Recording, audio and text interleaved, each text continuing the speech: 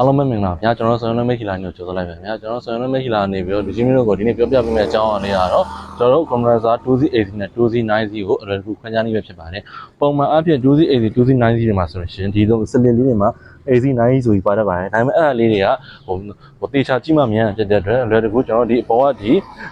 ဟိုလေးရွက်လေးကိုပဲရည်ပြီးတော့အလွယ်တကူခွဲလို့ရပါတယ် 2C80 မှာဆိုလို့ရှိရင်ဒီလေးရွက်လေးတွေက6ရွက်ပါပါမယ်2C9C မှာဆိုလို့ရှိရင်17ရွက်ပါပါမယ်ကျွန်တော်ဒီ 2C80 ကဆိုလို့ရှိရင်မော်တာနှကောင်းနဲ့တွဲကြပြီးတော့ဟိုရေနဲ့ပေးနဲ့အားဖြစ်ဆိုလို့ရှိရင်တော့ပေး300နဲ့900ဝန်းကျင်တွင်ကိုကျွန်တော်အသုံးပြုနိုင်မှာပဲဖြစ်ပါတယ်ကျွန်တော်ဒီ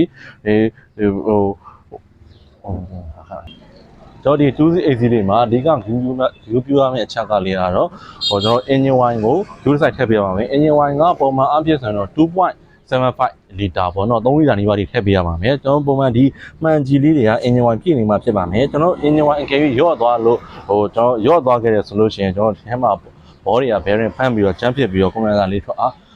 မလဲပဲနဲ့ဒီ compressor ကြီးကကျန်းဖြစ်သွားမှာဖြစ်ပါတယ်ခင်ဗျာကျွန်တော်ဒီ 2C80 တွေကိုကျွန်တော်တို့ Solar Mehila မှာဝယ်ယူရရှိနိုင်ပါတယ်ခင်ဗျာကျွန်တော်ဒီ Solar Mehila ရဲ့ဖုန်းနံပါတ်တွေဖြစ်တဲ့3996804048 3994425828တို့ကိုဆက်သွယ်ပြီးတော့